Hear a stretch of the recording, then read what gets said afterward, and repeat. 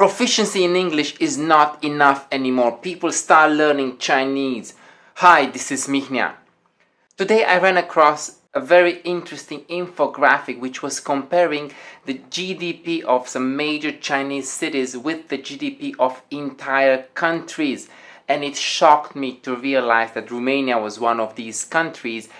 And Romania's $210 billion GDP was matched by a Chinese city. This city is Zhengzhou, and it's the capital city of Henan province on the Yellow River.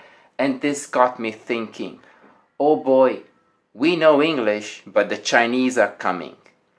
Listen up, you gotta start focusing more on your Chinese language skills. I know it's a difficult language, I know learning Mandarin or Cantonese is like learning an alien language, at least for me, but it is so important. Imagine this, if you're a student graduating high school tomorrow and you want to get a job, or if you've just finished your college studies and you want to get a job and the Chinese are hiring, guess what? They'll ask you if you can speak Chinese, if you can speak Mandarin or Cantonese, if you can write it, if you can understand it, if you can have a conversation in their language. They are taking over the market, and sooner or later you're gonna wanna work for them.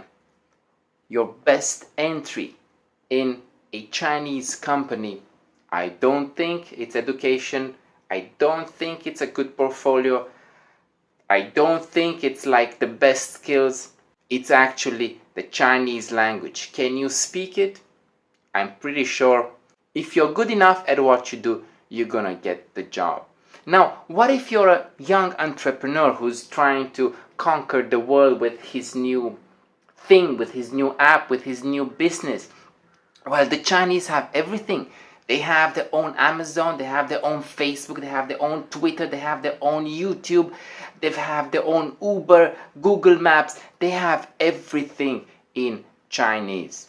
Listen, I was in China, I was in Shanghai not too long ago, and I was shocked by what they have, and I also felt incapacitated, almost like a cripple, for not being able to use any of the apps they had, because I was reliant on the English language and on my apps that everyone uses, especially Google Maps.